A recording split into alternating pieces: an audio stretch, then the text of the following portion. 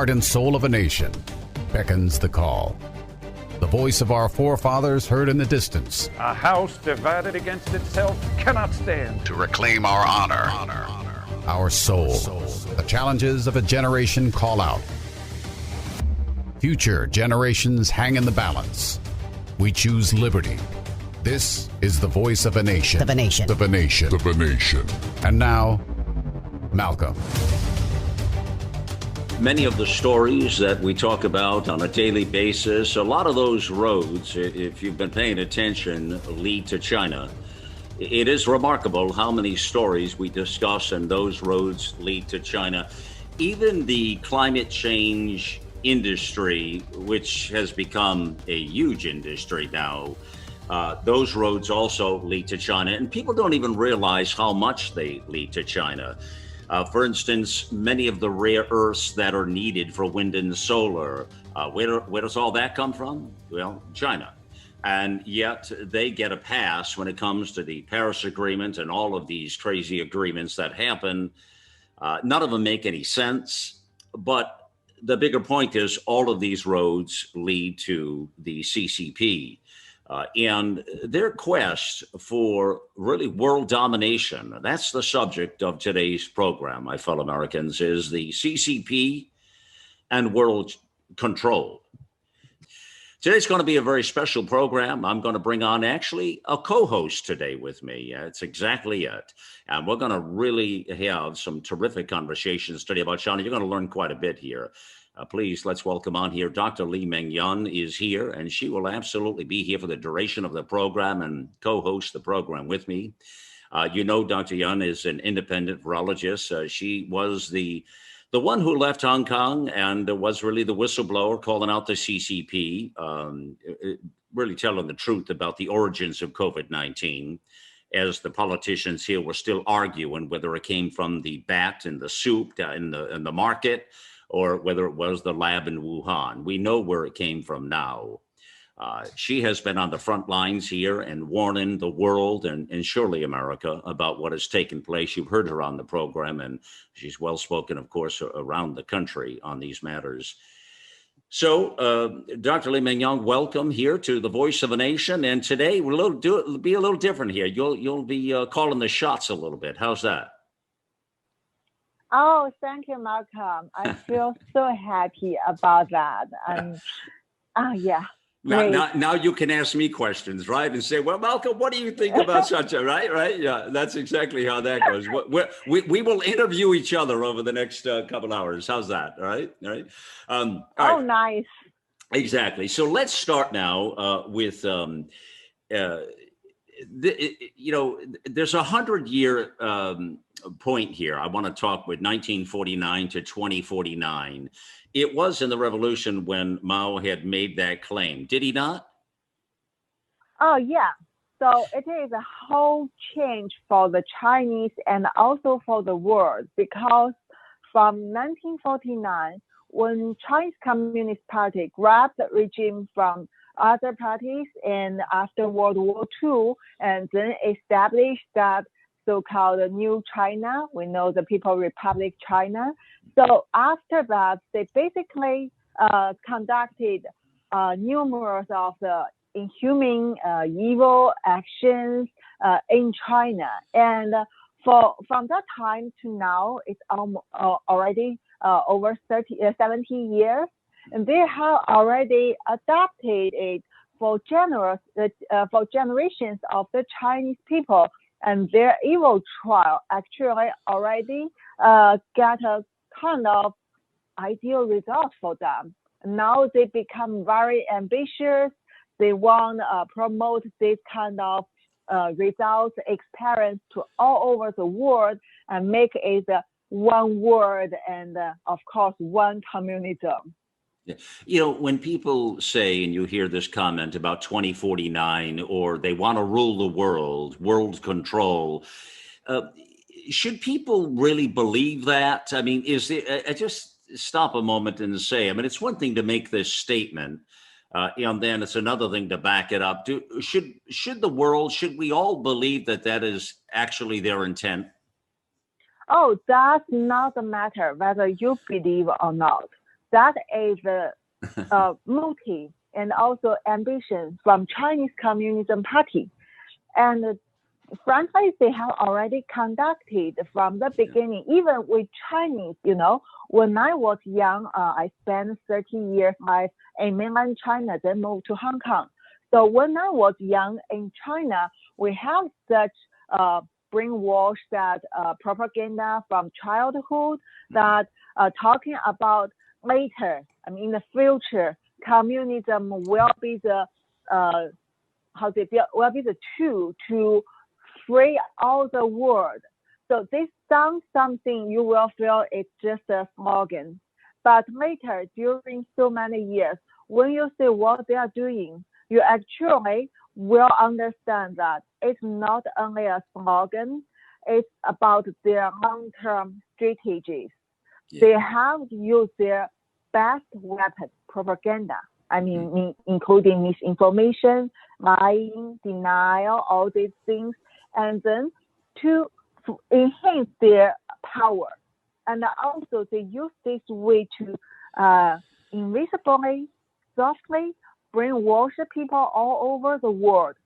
Mm-hmm. And people would think that, our democratic regime has some kind of problems. Yeah, we live here, we question our government, we criticize that, we feel unhappy, unsatisfied. And then when they turn to see the propaganda from China, every picture shows fantastic things. You saw they're efficient, they become rich, they love their people, and then that is a nice China dream. Yeah, China dream. This is how the president see life, right? Yes. So this is all the things to help China achieve the goal. And now when you see that, it's not only a dream or slogan, it's become more and more realistic now. Mm-hmm.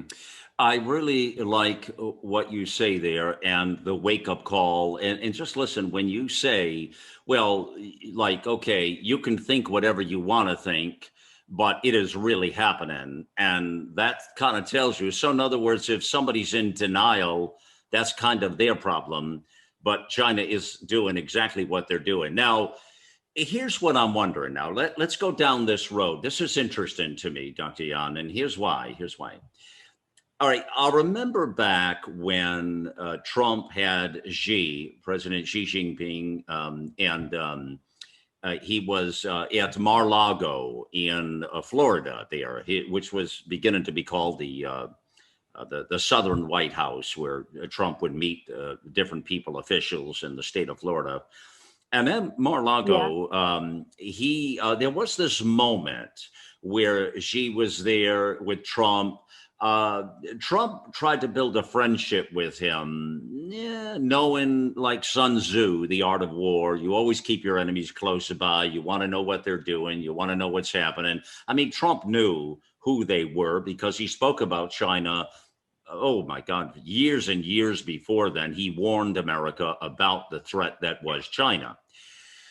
How did you feel about when that meeting happened with Xi? Remember the smiles and, the Mar-a-Lago, the cameras, and, oh, yes, there's Xi Jinping. And, oh, yeah, Donald Trump, everybody's happy. Oh, yeah. And then remember North Korea did something, and there was this whole thing about, Trump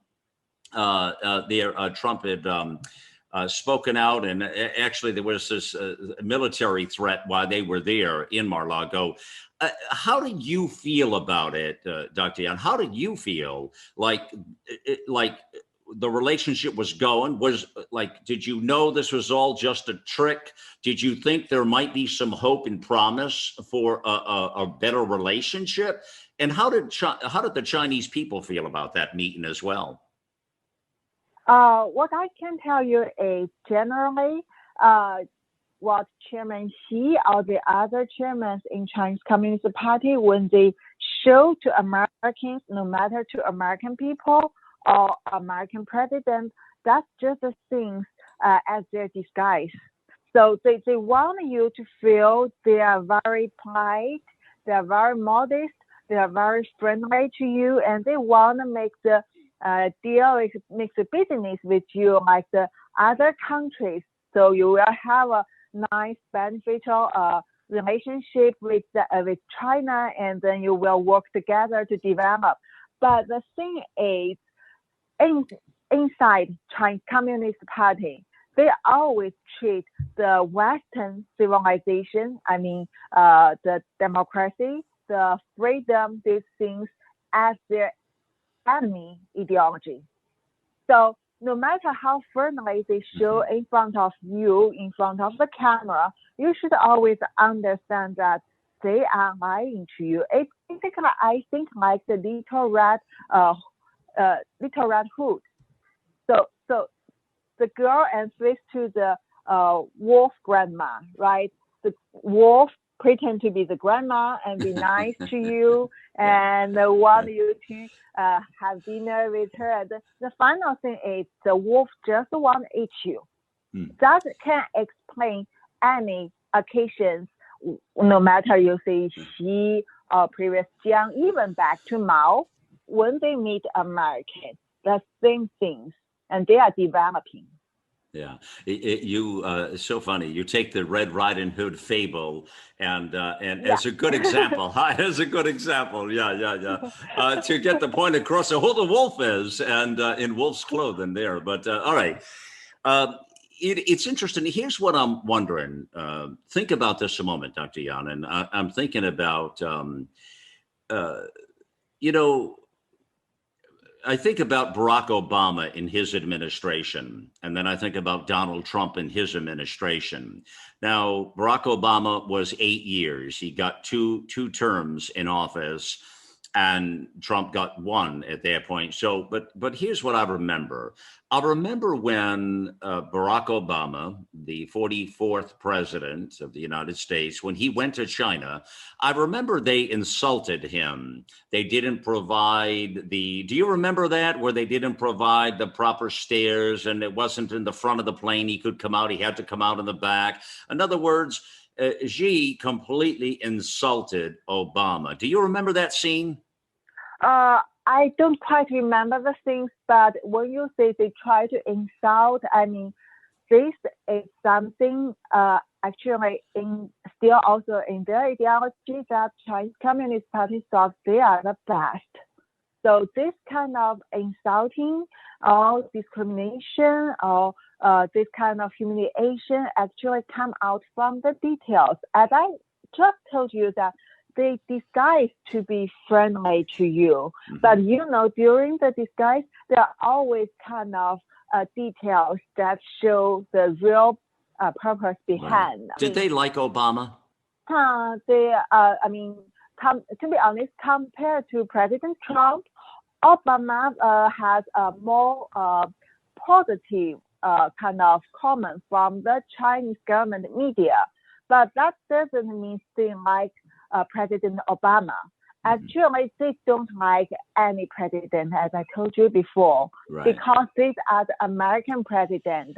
Even President Biden, they don't like. What they like is they try to make them happy and see whether they can get what they want from you. And once they realize that no matter President Obama, President Trump, President Biden, they find out they're still American president, right? They still hold the spirit of America, the freedom, the democracy. And so these people, they cannot fulfill Chinese Communist Party's demand. So Chinese Communist Party will turn into, start to attack them or insult them. And also in China, there will be other propaganda to let people feel that, maybe America is our enemy. Yeah. So this is their tricks. Well, yeah, when you say propaganda, people have to remember that the press in China is completely controlled by the state. It's completely controlled by China itself, the CCP, correct? I mean, that's who controls the media there. Yeah. The press.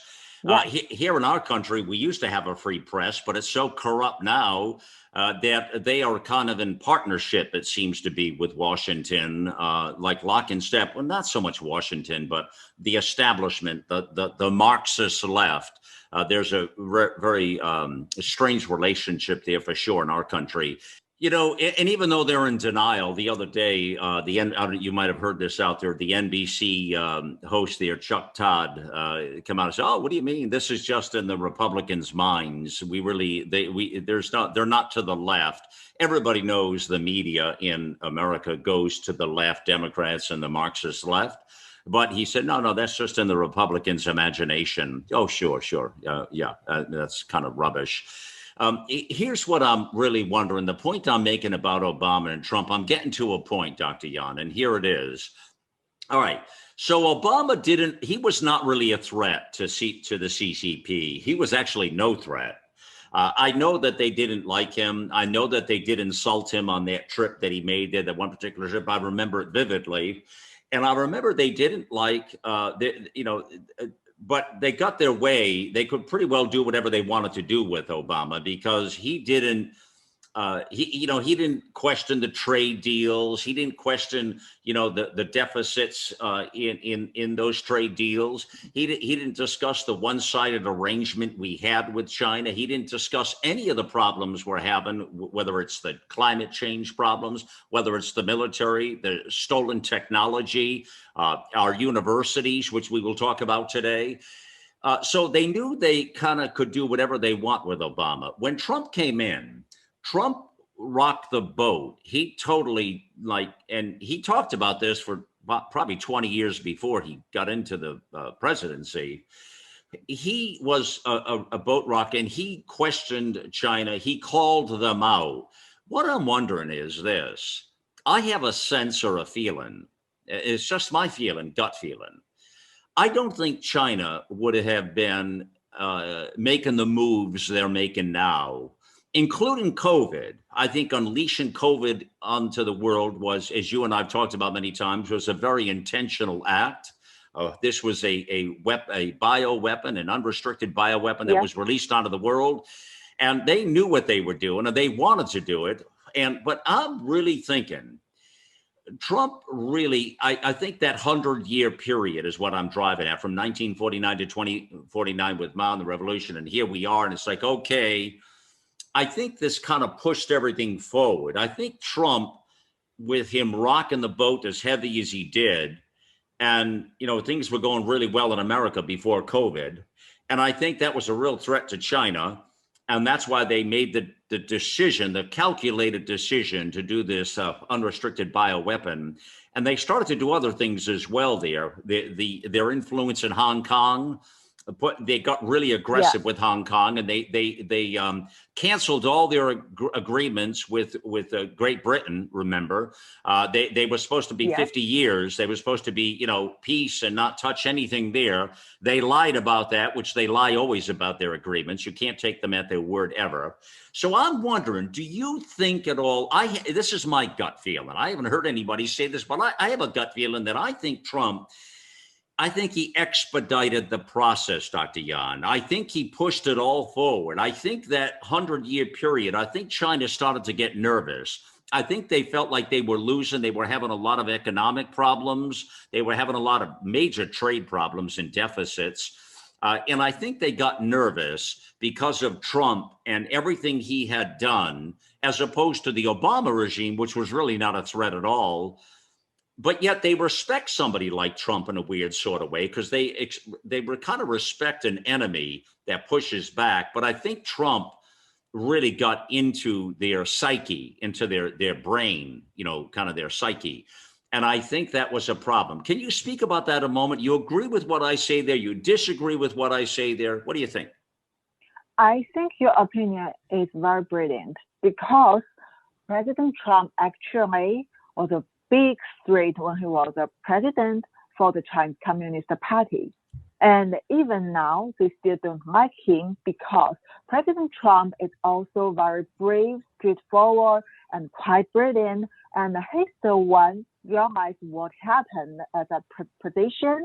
And then he's the one woke up American patriots to understand the evilness of Chinese Communist Party, and also broke their undermining American strategies from that time. So if you read those kind of reports in China, And you will know, of course, these are all the propaganda or the press are controlled strictly by the government.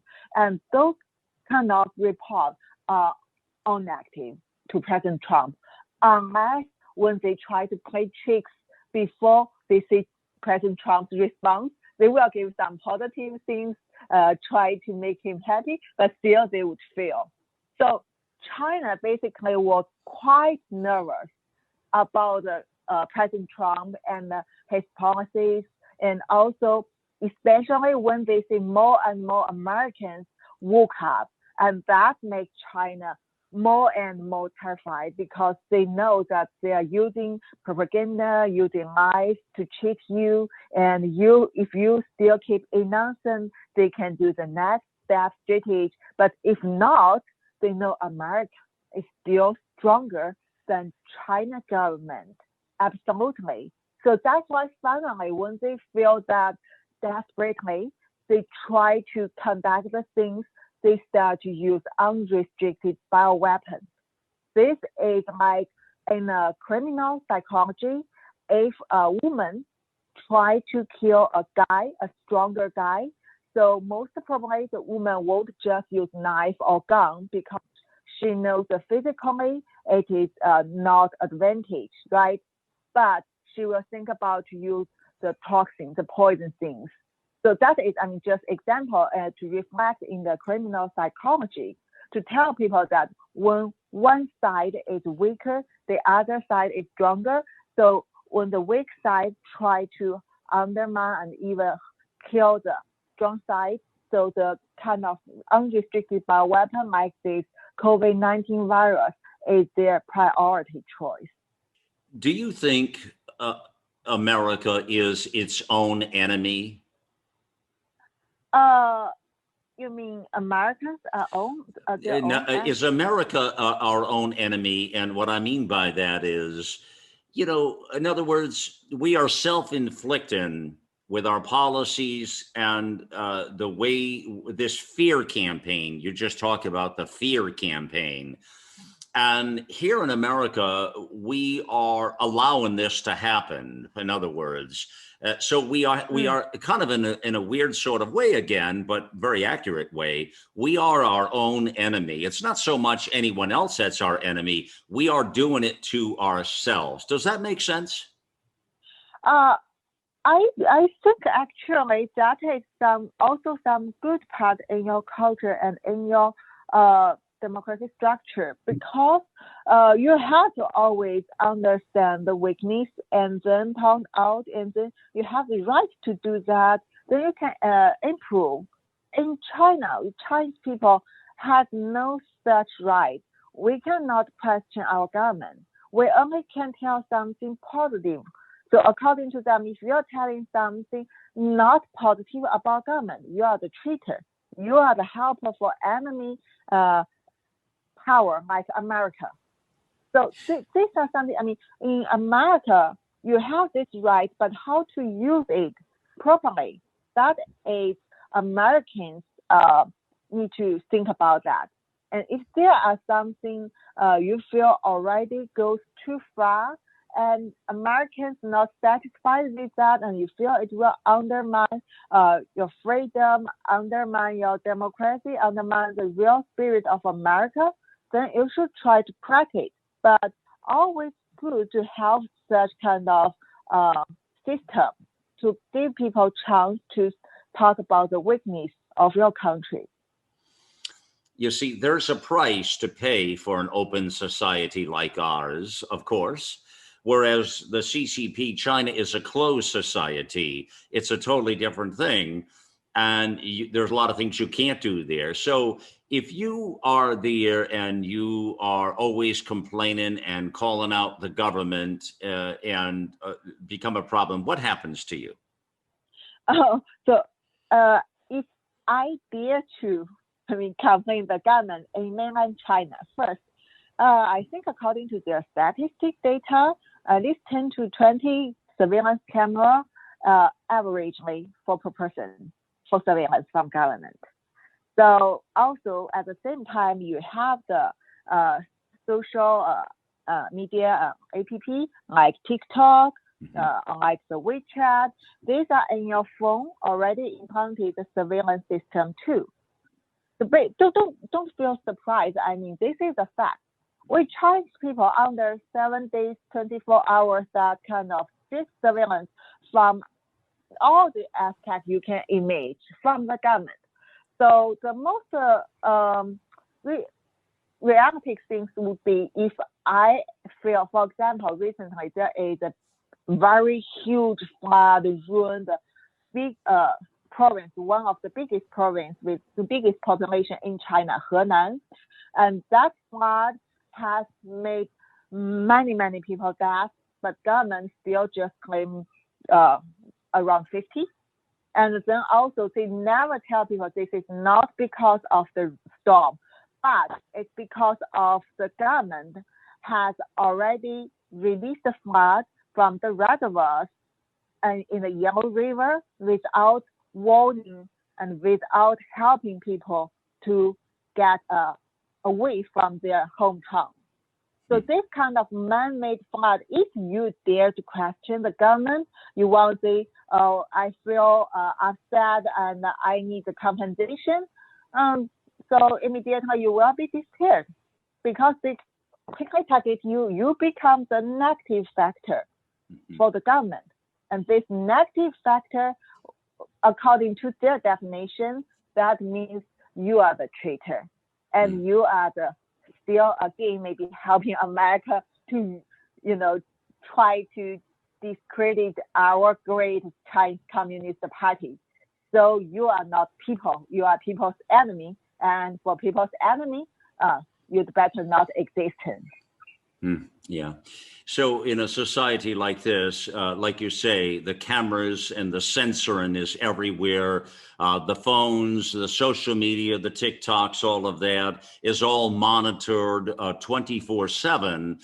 You're always being monitored and governed in that way, correct? Oh, yes. You know what? The worst thing is, after, you see, from 1949 to now, over 70 years, brainwash and childhood propaganda, all these things, China government actually already implanted the thinking to Chinese people that freedom is useless. And they would encourage you to think about money is more important. And position, reputation, reputation means you have senior position in the government or you become the kind of director or something. This kind of title is more important. And if you can get these things, then freedom is something you don't consider about. Why do you need freedom? You already have money. And you don't need to have the freedom of speech. If you praise the government and the party, you get more money. You get more titles. So in this system, people who really look for freedom or they really already feel freedom, for example, if they go to America or stay in other countries for a long while, they cannot go back. They are not used to that system. But in that system, they always can find the people who really adapted and also can hold the same value with the party. And then these people get promoted and again, they give pressure to other people, keep brainwash them, keep telling people to give up freedom. So this is something that if you think about, you will kind of understand why such big scale surveillance system can stay in China, why there are so many people, like the party members, they are helping the party, the government, to maintain this whole situation. And of course, high technology method is always a good tool for them. And also Chinese military is basically used to do this kind, they call it stabilization. Before we move on, I need to ask you, what is your sense of growing up in China on the mainland before you got to Hong Kong? How do most people in China perceive America? What is the general feeling? What is the general attitude that most Chinese people have of America? Oh, that's something very interesting. So, based on my experience around me, my friend, because for example, they go to the good university and they even become PhD doctors, so they want to go to America. Most of them, they want to go to America because they know there is advanced technology, and they know even from the TV, from the movie, dramas, and American people are kind of happy, and which is very, in China, the happiness actually is something not easy to get, to be honest. And then also, they feel, when they grow up, they feel more and more tired in the Chinese Communist Party system because a lot of propaganda, pressure, and push you to change, and they would feel very exhausted.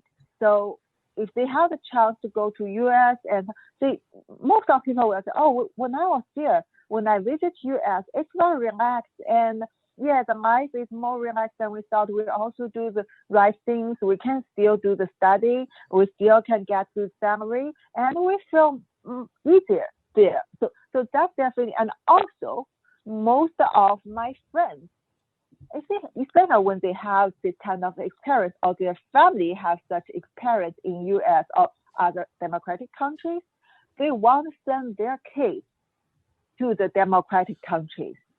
They want to have the kids, if they can have enough money, they have the good life there, get the education, and then finally even not come back to China. So that's their real thinking. But also interesting thing is because they stay in that system, and because of from the childhood, the propaganda, the cultivation makes them more used to Chinese Communist Party culture than the real free democratic culture in America. And because they have no opportunity to really understand the difference and to change themselves, so they themselves are stuck into that culture. That makes them feel very struggling because they feel, many of them feel they only can go back to China because it's not easy for them to finally stay in America because of competition and the opportunities, because they are still foreigners, the language, culture difference. So they have to move back. And then they know in that Chinese Communist Party culture, if you sacrifice your freedom and you can get money, especially when you have good education and you're a doctor or something. So they choose to stay in China to make money, sacrifice themselves, but they want the kids to get better life in US or Europe or Australia like this. Yeah. This is a very sad thing. Yeah, it is indeed. And let me tell listeners now, if you're just tuning in, we are talking here today to Dr. Li Mengyang, who is here with me. And actually, as you heard up front of the program, I called her my co-host today. She's here for the program. Very intimate conversation today is what the style is what I wanted to accomplish today. Just conversational and really dive into some of these challenges and issues and have a chance to talk about them.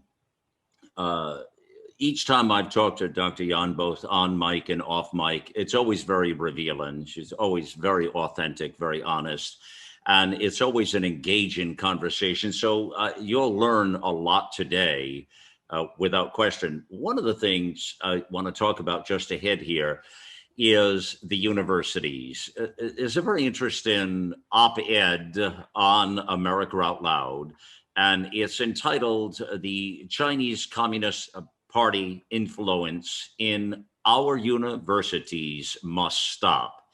It is from Dr. Jay Lehr and Tom Harris. It's a fascinating piece. You'll learn a lot with this one. In fact, it's getting a lot of people are reading this thing. It's got a lot of attention. They always do a spectacular job, Dr. Lehr and Tom Harris there. Fascinating. So I want to talk about a little more about that, what's happening in our universities, but also some of the conditions that create this environment that you probably are not aware of that make this so hostile here of what's happening in these universities and why it must stop, what's really going on there. So that's a very, very important part of this talk here. As we talk about this in that 100-year period of time, and as Dr. Young was just pointing out, it's been 70 plus years since that revolution, and now we are approaching, we're coming closer and closer, only 20 some odd years away from that number here, 27, 28 years away from 2049. A lot of the conditions and things that have happened, I think, has made China excel the operation, excel things, because I think Trump was the threat and things were slipping away. So that's an interesting point of reference to make here as well, that I do want to point out here. We're going to take a quick pause here, and we'll return and talk much, much more about China and their destination of world control, what they're really after here with Dr. Li-Meng Young. And we'll see you just on the other side. You're listening to the Voice of a Nation. Listen to Malcolm, the Voice of a Nation, on iHeartRadio or our free apps on Apple, Android, or Alexa.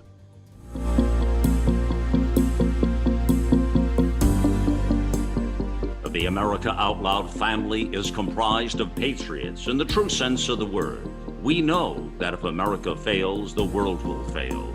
It is incumbent upon us to carry the torch for liberty and the Constitution to help save America for future generations to come.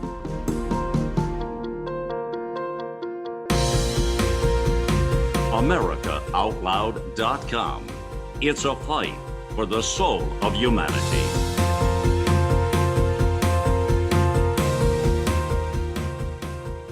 Get real, let's get loud. On America Out Loud Talk Radio, this is McCullough Report. Are you tired of your tired vitamins? Consider Healthy Cell. These are pill-free vitamins that are in convenient gel packs. I like the Focus and Recall supplement. I use this a lot. You know, your brain uses a lot of energy, and it depends on a variety of micronutrients and vitamins. Boost your short-term focus and long-term brain power with Healthy Cell's Focus and Recall vitamins. So go to healthycell.com, use the code OUTLOUD, all capital letters, OUTLOUD, for a 20% off your first order of any Healthy Cell product. Let's get real, let's get loud on America Out Loud Talk Radio. In 2008, the amount of concentrated time people could spend on a task without becoming distracted was 12 seconds. 5 years later, it was only 8 seconds, 1 second less than a goldfish. If you find yourself always distracted or having trouble recalling information, you're likely to fall behind in the demanding, fast-paced 21st century. In other words, brain performance is more critical now than ever. Boost your brain power with Healthy Cell's Focus Plus Recall. Science-backed nootropics to sharpen focus, concentrate longer, enhance recall, improve mental speed, learn rapidly, and be more alert. It's a pill-free brain supplement made with maximum absorption technology, designed to feed our brains at the cellular level. Take it for a test drive. Go to healthycell.com and use code OUTLOUD for 20% off your first order of Focus Plus Recall. That's healthycell.com. Code OUTLOUD for 20% off. Well, my fellow Americans, how did you feel watching footage on the news of domestic terrorists looting our stores and burning our cities down? You were probably disgusted and angry as much as I was. It's disturbing what's going on. Well, you'd be shocked to know that your shopping habits are supporting these extremists. Companies like Amazon, Nike, Disney, FedEx, it's an endless list, and they've been supporting these radical groups. Let's stop supporting companies that fund these extremist groups. We can all do our part. Visit shoptotheright.com and you'll find businesses in a nationwide database and companies that are aligned with our American values. Visit shoptotheright.com and let's all make a difference. Our global experts are brilliant writers and engaging hosts on a mission of a lifetime. You'll find the latest news and inspiration on the front page of AmericaOutloud.com.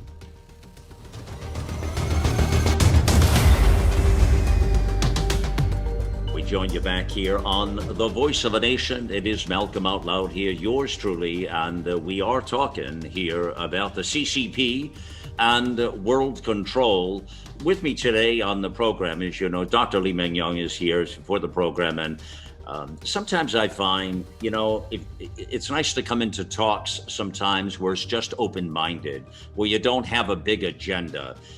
But there are some things you want to talk about and let things happen organically, naturally.